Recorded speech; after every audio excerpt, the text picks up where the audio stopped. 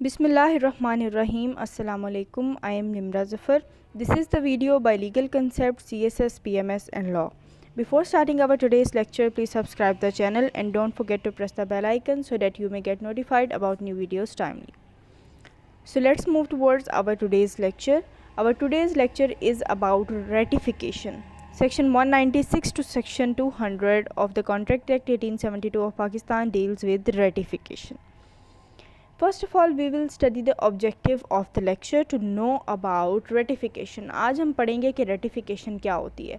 Ratification का जो meaning है वो होता है किसी चीज़ की तौसीक करना, किसी बात की मंजूरी देना, किसी बात को accept करना.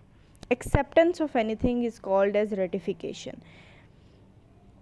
अब हम one by one इसके sections पढ़ेंगे.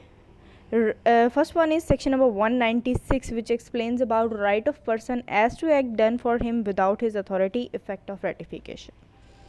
Where acts are done by one person on the behalf of another, जब एक पर्सन किसी दूसरे पर्सन के बिहाफ पे कोई काम करता है, मतलब जैसे प्रिंसिपल के बिहाफ पे काम करता है agent, but without his knowledge और अथॉरिटी, लेकिन प्रिंसिपल एजेंट को उस बात की अथॉरिटी नहीं दी होती. एजेंट के पास मतलब काम करने वाले बंदे के पास उस चीज़ की अथॉरिटी नहीं होती और ना ही ये बात प्रिंसिपल के इल्म में होती है, लेकिन फिर भी वो काम एजेंट कर लेता है. ही में इलेक्ट टू रेटिफाई और टू डिसओन सच एक्ट. तो प्रिंसिपल की मर्ज़ी होती है कि वो उस चीज़ की तौसीक करेगा या नहीं करेगा, मतलब उस एक्ट को रेटिफाई करेगा या नहीं करेगा, मतलब मंजूरी देगा उस चीज़ की या नहीं देगा, ये प्रिंसिपल की मर्ज़ी होगी, क्योंकि एजेंट ने वो काम उसकी रजामंदी के बगैर किया होगा. इफ़ ही रेटिफाई देम, अगर वो उसे एक्सेप्ट कर लेता है, रेटिफाई कर लेता है principal, the same effect will follow as if they had been performed by his authority. तो ये उसी तरीके से समझा जाएगा जैसे उसने एजेंट को अथॉरिटी दी हो तो वो काम को रेटिफाई करता है. तो उसी तरीके से अगर वो इस चीज़ को भी, अनऑथोराइज्ड काम को भी वो रेटिफाई कर देता है तो वो रेटिफिकेशन जो है वो वैलिड मानी जाएगी. Next section is section number 197, which explains about ratification में बी एक्सप्रेस्ड और एम्प्लॉयड. इसमें यह बात बताएगी कि रेटिफिकेशन जो है वो एक्सप्रेस भी हो सकती है, मतलब रिटन भी हो सकती है और स्पोकन भी हो सकती है थ्रू वर्ड्स, और इम्प्लाइड भी हो सकती है जिससे पता चलता है प्रिंसिपल की इंटेंशन से कि ये रेटिफिकेशन जो है ये इम्प्लाइड है और या फिर ये एक्सप्रेस रेटिफिकेशन है. Ratification may be expressed or may be implied in the conduct of the person on whose behalf the act are done. मतलब on whose behalf the act are done मतलब कि जिसके behalf पे कोई काम किया गया है उसकी जो रेटिफिकेशन है वो एक्सप्रेस भी हो सकती है, इम्प्लॉयड भी हो सकती है. अब यहाँ पे किसके बिहाफ पर काम होता है? प्रिंसिपल के बिहाफ पे. तो यहाँ पर उसकी रेटिफिकेशन जो है वो बाय वर्ड्स भी हो सकती है, बेशक वो रिटन वर्ड्स हों या स्पोकन वर्ड्स हों. तो इसके अलावा उसकी रेटिफिकेशन इम्प्लाइड भी हो सकती है, जो उसके कंडक्ट से पता चलता है, उसके इंटेंशन से पता चलता है कि प्रिंसिपल ने इसको रेटिफाई किया है या नहीं किया. इसमें हम एक इलस्ट्रेशन देखते हैं. A without authority buys good for B.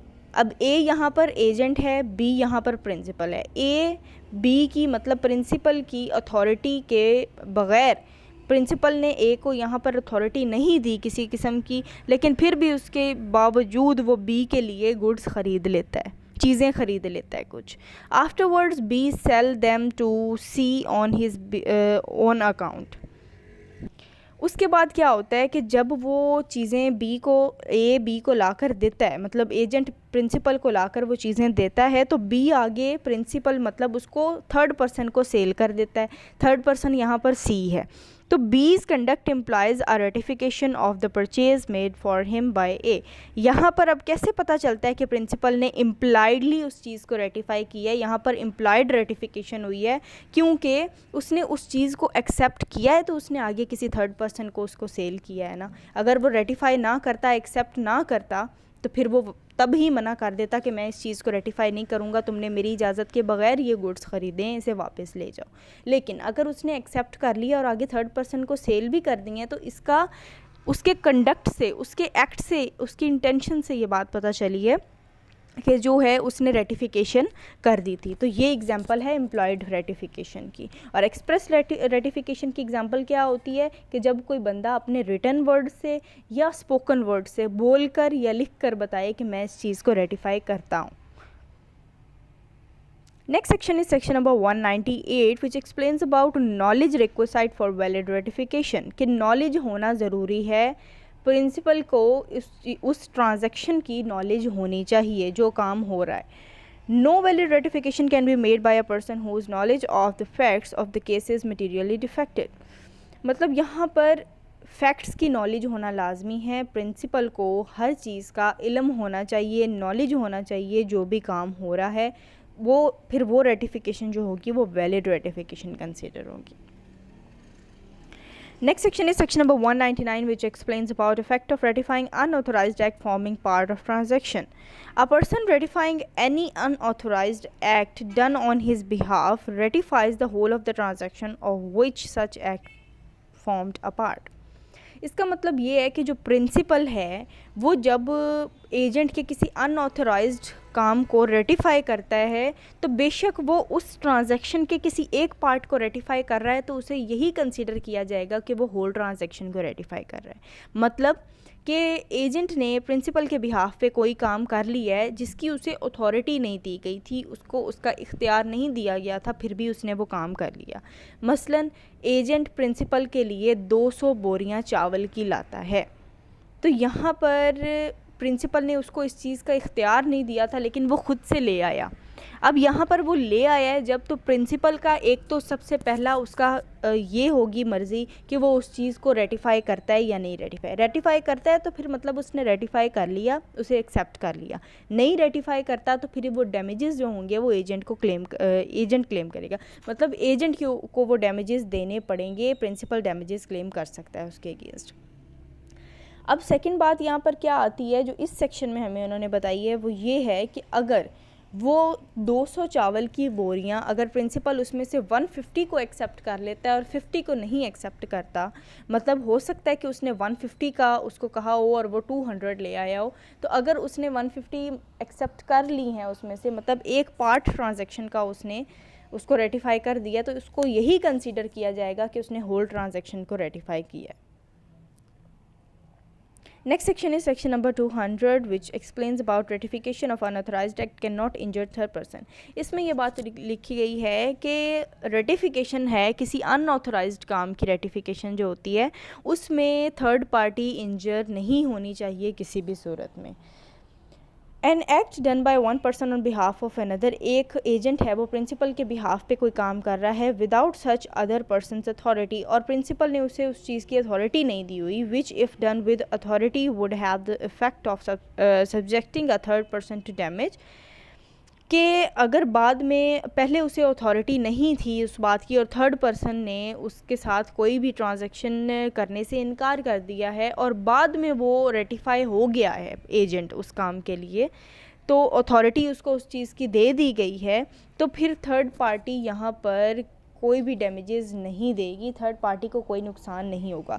दरअसल ये जो सेक्शन 200 है ये प्रोटेक्ट करता है थर्ड पार्टी के राइट को, थर्ड पार्टी के इंटरेस्ट को। इस सेक्शन के थ्रू थर्ड पार्टी जो है वो इंजर नहीं होनी चाहिए, उसे किसी किस्म का हार्म नहीं होना चाहिए, उसके इंटरेस्ट की हिफाजत होनी चाहिए।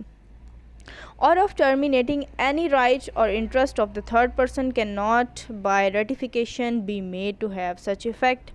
तो इसमें वो ये बात सिंपली कह रहे हैं कि सेक्शन 200 के अकॉर्डिंग थर्ड पर्सन जो है उसको कोई भी नुकसान नहीं होना चाहिए, उसके इंटरेस्ट को प्रोटेक्ट करना होगा, ये इस सेक्शन नंबर 200 हमें बताता है। इसमें इलस्ट्रेशन है A not being authorized thereto by B demands on behalf of B the delivery of chattel, the property of B from C who is in possession of it. This demand cannot be ratified by B so as to make C liable for damages for his refusal to delivery। यहाँ पर जो C है वो third party है,